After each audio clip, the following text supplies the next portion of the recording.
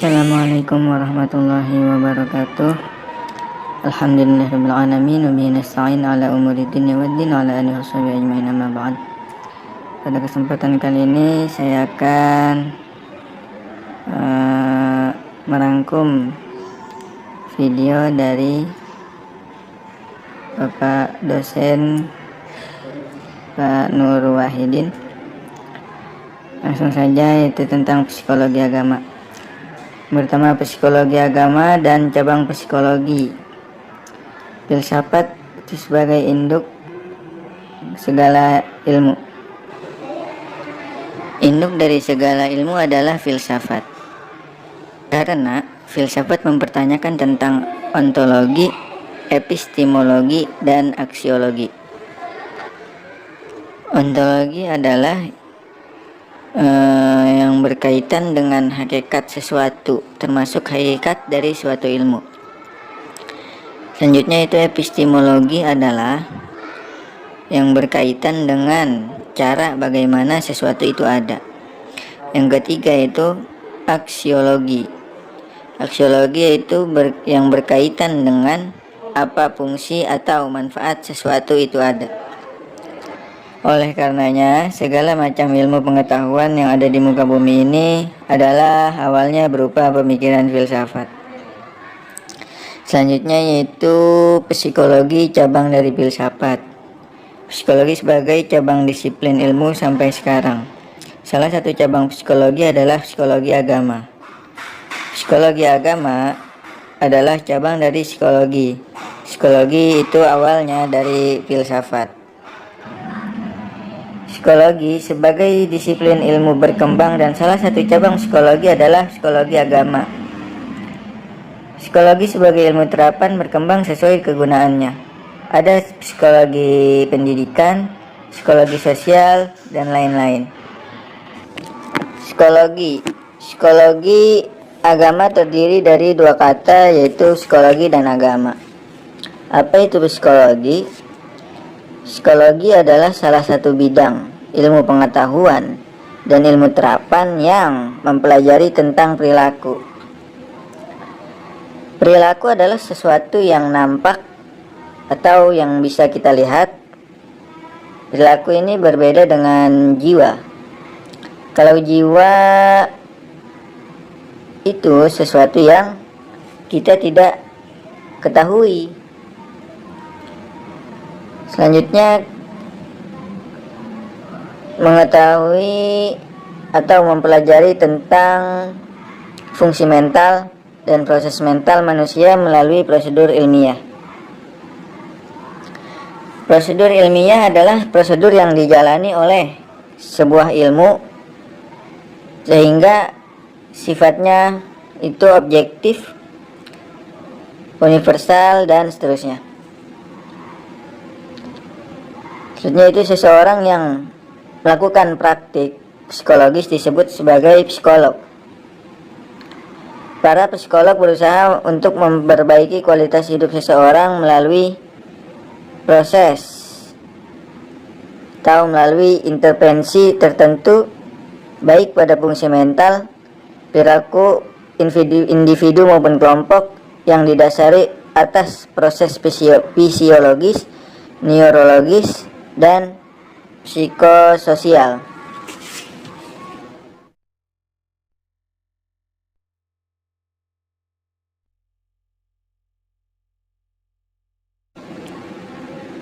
Agama adalah sistem yang mengatur kepercayaan serta peribadatan kepada Tuhan yang Maha Kuasa, serta tata kaidah yang berhubungan dengan budaya dan pandangan dunia yang menghubungkan manusia dengan tatanan kehidupan. Banyak agama yang memiliki mitologi, simbol, dan sejarah suci yang dimaksudkan untuk menjelaskan makna hidup dan asal-usul kehidupan atau alam semesta. Dari keyakinan mereka, tentang kosmos dan sifat manusia, orang-orang memperoleh moralitas, etika, hukum agama, atau gaya hidup yang disukai. Menurut beberapa perkiraan, ada sekitar 4.200 agama di dunia.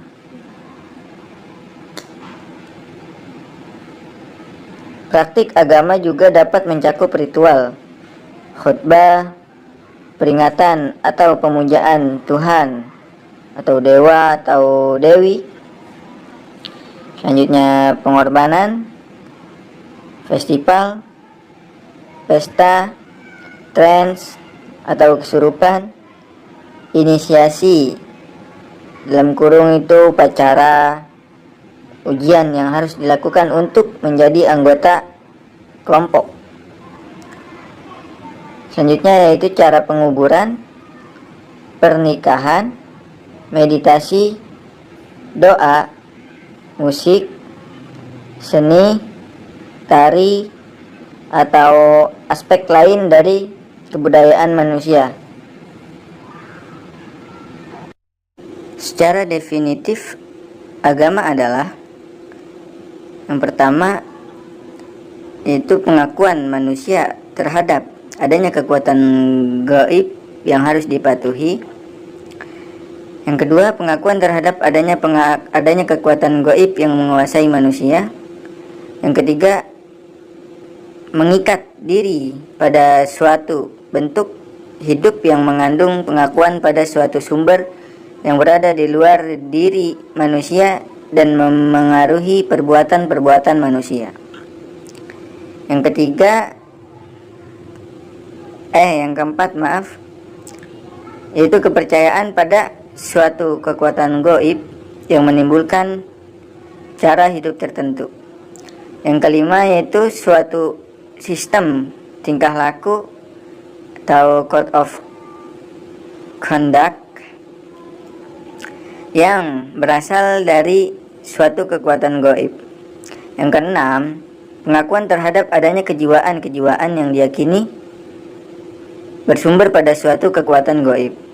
Yang ketujuh, pemujaan terhadap kekuatan gaib yang timbul dan perasaan lemah dan perasaan takut terhadap kekuatan misterius yang terdapat dalam alam sekitar manusia. Yang kedelapan yaitu ajaran-ajaran yang diwahyukan Tuhan kepada manusia melalui seorang Rasul. Psikologi agama. Apa itu psikologi agama? Menurut Robert H. Towles, psikologi agama adalah cabang dari psikologi yang bertujuan untuk mengembangkan pemahaman terhadap perilaku keagamaan dengan mengaplikasikan prinsip-prinsip psikologi yang dipungut dari kajian terhadap perilaku, bukan keagamaan. Dan menurut Zakiyah Darajat, psikologi agama meneliti dan menelaah kehidupan seseorang dan mempelajari beberapa besar pengaruh keyakinan agama itu dalam sikap dan tingkah laku serta keadaan hidup pada umumnya. Di samping itu, psikologi agama juga mempelajari pertumbuhan dan perkembangan jiwa agama pada seseorang serta faktor-faktor yang mempengaruhi keyakinan tersebut. Psikologi agama merupakan cabang ilmu psikologi yang meneliti dan mempelajari tingkah laku manusia dalam hubungan dengan pengaruh keyakinan agama yang dianutnya serta dalam kaitannya dengan pengaruh usia masing-masing. Upaya untuk mempelajari tingkah laku keagamaan tersebut dilakukan melalui pendekatan psikologi. Psikologi agama mempelajari dan meneliti fungsi-fungsi jiwa yang memantul dan memperlihatkan diri dalam perilaku kaitannya dengan kesadaran dan pengalaman agama manusia. Psikologi agama berbeda dari cabang-cabang psikologi yang lainnya karena dihubungkan dengan dua bidang pengetahuan yang berlainan. Sebagian harus tunduk kepada agama dan sebagian lainnya harus tunduk kepada ilmu jiwa atau psikologi. B. Ruang lingkup psikologi agama. Yang pertama itu bermacam-macam emosi yang menjalar di luar kesadaran yang ikut menyertai kehidupan beragama orang biasa, seperti rasa lega dan tentram sehabis sembahyang, rasa lepas dari ketegangan batin sesudah berdoa atau membaca ayat-ayat suci, perasaan tenang pasrah dan menyerah setelah berzikir, dan ingat kepada Allah ketika mengalami kesedihan dan kekecewaan yang bersangkutan. Yang kedua, bagaimana perasaan dan pengalaman seseorang secara individual terhadap Tuhannya, misalnya rasa tentram dan kelegaan batin. Yang ketiga, mempelajari, meneliti, dan menganalisis pengaruh kepercayaan akan adanya hidup sesudah mati pada tiap-tiap orang. Yang keempat, meneliti dan mempelajari kesadaran dan perasaan orang terhadap kepercayaan yang berhubungan dengan surga dan neraka, serta dosa dan pahala yang turut memberi pengaruh terhadap sikap dan tingkah lakunya dalam kehidupan. Yang kelima, meneliti dan mempelajari bagaimana pengaruh penghayatan seseorang terhadap ayat-ayat suci untuk kelegaan batinnya. C. Kegunaan psikologi agama dalam pendidikan Islam. Pendidikan Islam di sini diartikan sebagai upaya sadar yang dilakukan oleh mereka yang memiliki tanggung jawab terhadap pembinaan, bimbingan, pengembangan, serta pengarahan potensi yang dimiliki anak agar mereka dapat berfungsi dan berperan sebagai hakikat kejadiannya. Adapun yang dimaksud dengan bertanggung jawab dalam pengertian ini adalah orang tua, sedangkan para guru atau pendidik lainnya adalah perpanjangan tangan orang tua.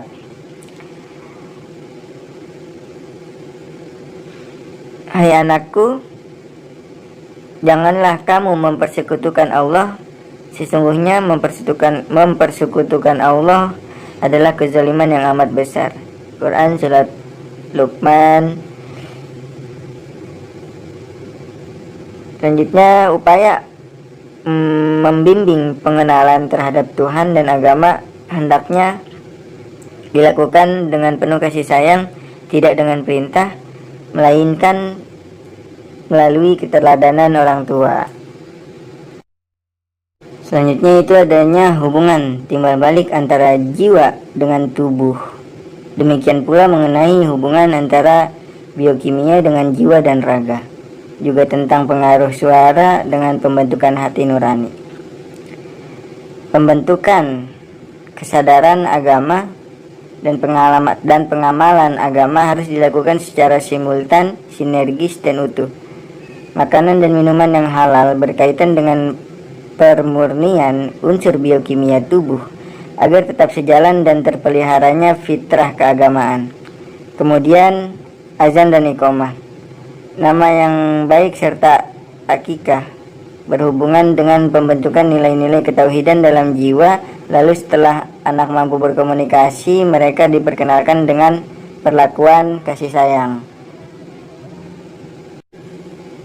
D. Kegunaan psikologis agama dalam disiplin ilmu lain. Ilmu politik. Sudah sejak lama pemerintah kolonial Belanda memanfaatkan hasil kajian psikologi agama untuk kepentingan politik. Pendekatan agama yang dilakukan oleh Snoeck-Hollands terhadap para pemuka agama bertujuan untuk mempertahankan politik penjajahan Belanda di tanah air. Bidang instruksi ekonomi sekitar tahun 1950-an di perusahaan minyak Stanford diselenggarakan ceramah agama Islam Asumsinya bahwa ajaran agama mengandung nilai-nilai moral yang dapat menyadarkan para buruh dari perbuatan yang tak terpuji dan merugikan perusahaan. Sebaliknya, dan hasil kegiatan tersebut dievaluasi dan ternyata pengaruh ini dapat mengurangi kebocoran. Sekitar tahun 1979, perusahaan tekstil di Malajaya pernah melarang buruhnya menunaikan sholat Jumat. Menurut pimpinan perusahaan, waktu istirahat siang dan sholat Jumat mengurangi jumlah jam kerja dan akan mengurangi produksi. Tetapi setelah larangan dilaksanakan dan buruh dipaksakan tetap bekerja, ternyata produksi menurun secara drastis. Di sini hubungan antara tingkat produksi dan etos kerja yang ada kaitannya dengan kesadaran agama. Pengobatan pasien di rumah-rumah sakit, usaha bimbingan dan penyuluhan para narapidana di lembaga pemasyarakatan banyak dilakukan dengan menggunakan psikologi agama ini. Demikian pula lapangan pendidikan psikologi agama dapat difungsikan pada pembinaan moral dan mental keagamaan peserta didik. Penelitian psikologi agama perlu diperhatikan. Yang pertama, memiliki kemampuan dalam meneliti kehidupan dan kesadaran batin manusia. Yang kedua, memiliki keyakinan bahwa segala bentuk pengalaman dapat dibuktikan secara empiris. Yang ketiga, dalam penelitian harus bersikap filosofis, spiritualistis. Dan keempat, tidak mencampur adukan antara fakta dengan angan-angan atau perkiraan hayali. Yang kelima, mengenal dengan baik masalah psikologi dan metodenya. Yang keenam, memiliki konsep mengenai agama serta mengetahui metodologinya. Yang ketujuh, menyadari tentang adanya perbedaan antara ilmu dan agama. Yang kedelapan, mampu menggunakan alat-alat penelitian yang digunakan dalam penelitian ilmiah. Metode dalam psikologi agama. Dokumen pribadi meliputi 1. Teknik nomotatik, menarik kesimpulan sejumlah dokumen yang diteliti, mengukur perangkat sifat seperti kejujuran, ketekunan, dan kepasrahan sejumlah individu dalam satu kelompok. Yang kedua, teknik analisis nilai. Dukungan analisis statistik. Carlson misalnya menemukan dalam penelitiannya bahwa terdapat hubungan antara kepercayaan dengan tingkat kecerdasan. Didapatnya korelasi antara agama dan kecerdasan, yang berarti anak-anak yang kurang cerdas cenderung berpegang erat kepada kepercayaan agama, sedangkan pada anak-anak yang cerdas cenderung itu lebih kecil. Kecenderungan itu lebih kecil. Yang ketiga, teknik ideografi. Untuk memahami sifat-sifat dasar atau tabiat manusia, masing-masing sifat dasar yang dimiliki seseorang individu sebagai ciri khas terlihat dalam penampilan sikap secara umum. Terbagi 4 jenis, yaitu sanguinis, semangat, ceria, hangat dan bersemangat. Koleris, memiliki kemauan yang keras dalam mencapai apa yang diinginkan. Melankolis, memiliki rasa seni yang tinggi. Flegmatis, cinta damai, supel, ramah dan mudah bergaul.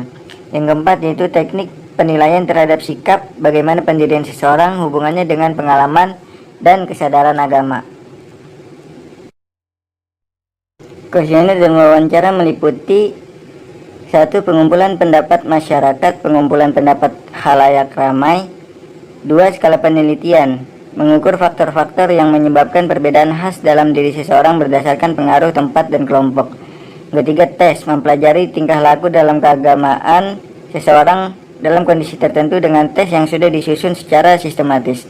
Yang keempat, eksperimen, mempelajari sikap dan tingkah laku keagamaan seseorang melalui perlakuan khusus yang sengaja dibuat antara dua orang anak yang disuruh membuat perasaan dan pengertiannya tentang keyakinan dan agama yang abstrak, misalnya tentang Tuhan, akhirat, surga, neraka, dan lain-lain.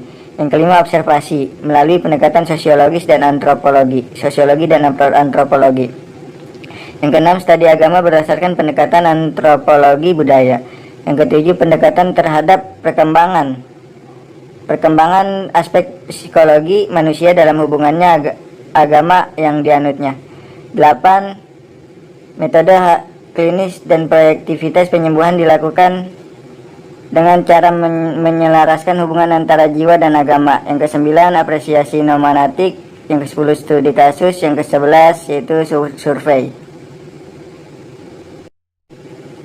Mungkin cukup sekian dan terima kasih. Wassalamualaikum warahmatullahi wabarakatuh.